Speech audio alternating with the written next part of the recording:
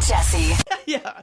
Talking to Dayna Desmarais. She is the president and executive director of the FAM Network. Dayna, what does FAM stand for? FAM actually technically has no meaning whatsoever because we stole it from a Swedish word that was fam, spelled F-A-M-N. Yeah. But we were worried people would call us famine, and that wasn't super the vibe we were going for. No, not exactly. So we split it up. In Swedish, it meant the space between my arms, and we interpreted like a warm hug. Oh, that's nice. And then we just sort of felt like it kind of fit, like we're your It family, does. we're going to Yes. be here for you kind of thing. Well said. Look, and when you hear what we're talking about, you'll understand exactly what she means. And a family or a community is exactly what people in these situations need. And so the FAM Network fosters animals for people who need to flee domestic. It's uncomfortable, and it is uncomfortable, but it's a problem. And so the FAM Network aims to change that. And basically, and you can probably say this better than me, you provide vet intake for pets that are owned by people trying to flee a domestic violence situation. Is that right? Exactly. And, pets are family. That's Yeah. They're huge parts of our lives. Often in these situations, they've been, your only confidant, or they've been your best friend. They've been your source of safety in some situations.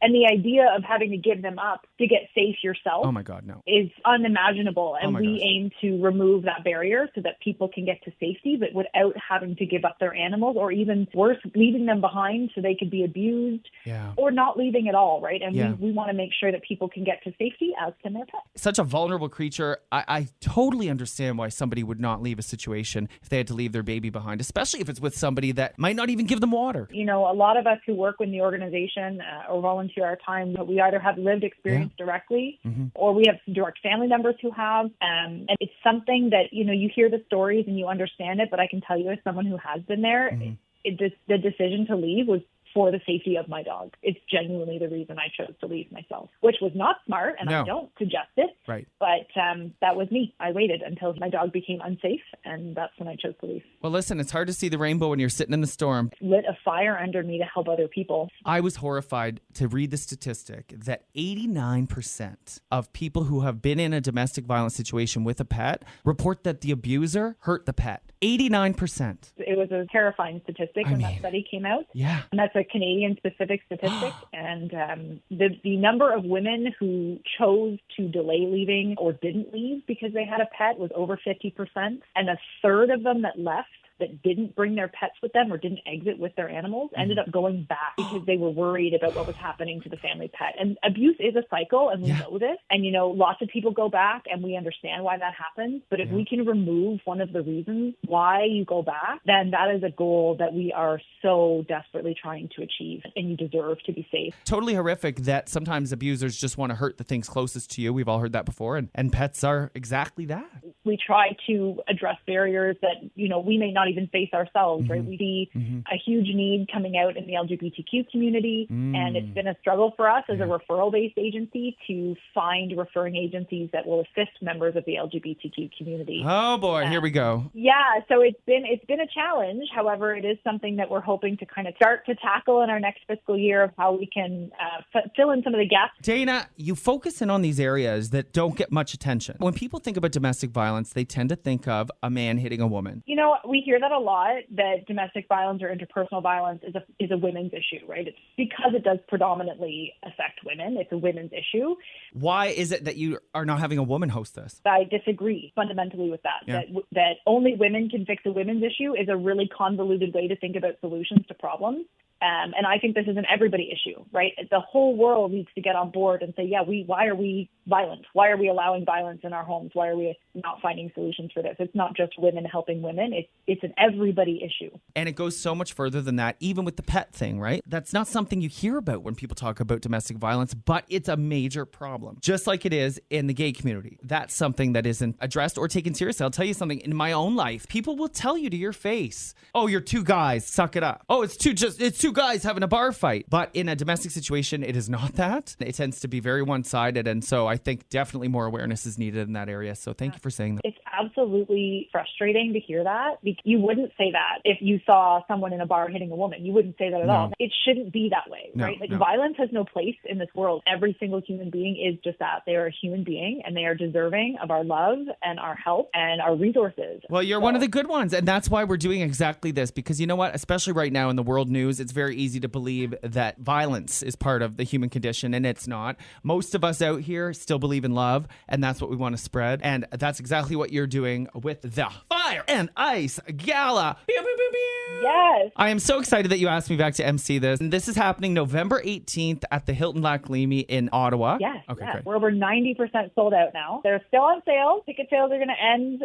November 8th at midnight. The event is going to be amazing. Not only do we have an epic host, Jesse, Why, thank you. but we also have a 4-course gourmet meal. There's live entertainment. There will be both a silent and live opera. I cannot tell you, Dayna, the last time that I had a dessert shaped like an Egypt pyramid. It was unbelievable. I got to bring my mom. That was the last live event that she ever came to. She passed away in 2021, and she was able to be my date for that. And it was actually the last live event she ever came to and got to see me perform. And it means so much to me because part of the reason I'm passionate about domestic violence is because my parents had a very toxic relationship. And so to host that event in front of her, for me, it's a very special memory. So thank you for that. It was a true honor to have her there, and Yeah. it was really beautiful to see your relationship with your mom, and it was really lovely, and I'm so happy I got to witness. Thank you for saying that. And she loved that silent auction. So what are some of the things people can expect, or is it all top secret? So I have a couple sneak peeks for you. Okay, great. There is going to be, in our online auction, a trip to Mexico Stop. in a private villa, your private chef, private maids, private butlers.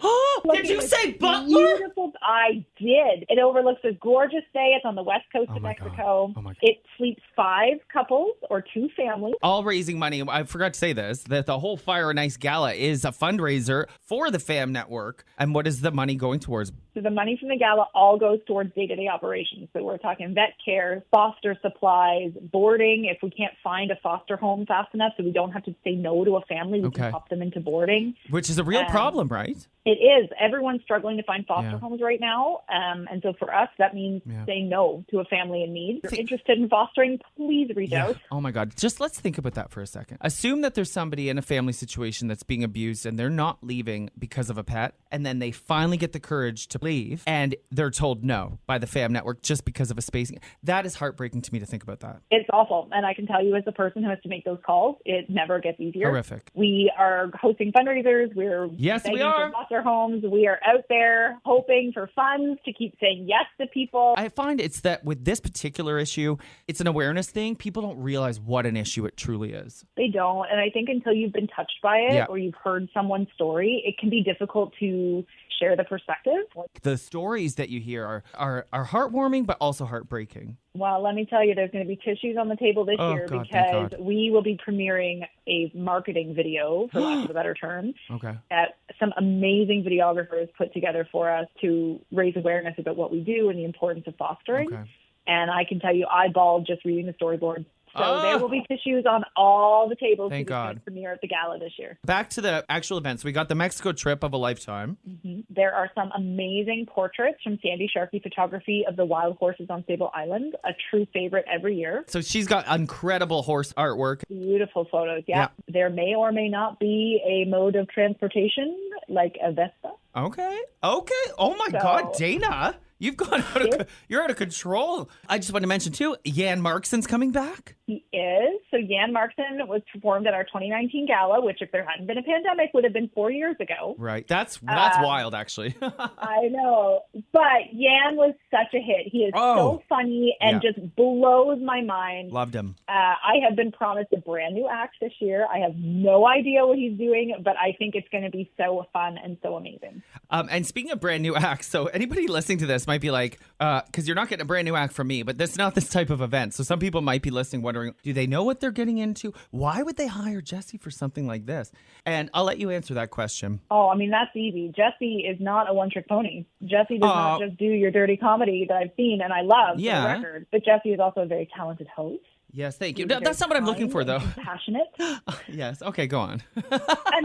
Well, the honest to God truth was I was told by one of our sponsors if I didn't bring you back, they weren't coming back themselves. That's nice. Who was that sponsor? I'd like to shop there. That was Sizzle with Decor. Oh, nice. They are amazing. The reason our room looks as fantastic as it does, and it did, is because of the amazing people at Sizzle with Decor. November 18th in Ottawa at the Hilton Lac Leamy Casino and Hotel. So what I was looking for, though, when I asked you that question about why you asked me to host is because, yes, I have a personal connection to this issue, but I think it's important to address these serious topics, not with humor, but with a bit of levity and understanding that It's part of being a human. And it doesn't mean that we can't talk about it. It doesn't mean just because we talk about things that are very heavy or traumatizing that we can't also have fun. No, you're right. And it's exactly why, we're bringing you back as host. It's a tough gig. It's really deep, dark subject. Very. But this is not just a night of reflection and what we do. It's also a night of celebration and excitement. Oh, yeah. And yes, fundraising. But we rely so heavily on our hosts to bring back that levity. That's right. And to let people know that are struggling or facing this, that there is a whole community out there for you. Where can people, if there's only 10% of tickets left, where can people find them if they're interested in coming? Easy peasy. FamNetworkBall.com. All the event details are there. FamNetworkBall.com. There's also a link on the FamNetworkCanada.com website. But if somebody's out of town or maybe they can't come to the gala and they want to help, how can they do that? There's a few different ways. You can always make a financial donation on our website. You can apply to foster. And if you want to support this particular event but aren't in town, the online auction is actually going to go live this weekend and be available to anybody across the country. Awesome. And with free shipping throughout Canada as well. On any items won in our auction this year. And of course, you'll accept donations. Absolutely. So financial donations can always be made. Any amount gets a tax receipt on our website. Dayna, I can't tell you how amazing I think you are and how important this issue is to my heart. And nobody deserves to live in fear or in pain. And I will see you on November 18th. And thank you for having me back. I'm looking forward to the Fire and Ice Ball. It's going to be great. Thank you so much for agreeing to host again.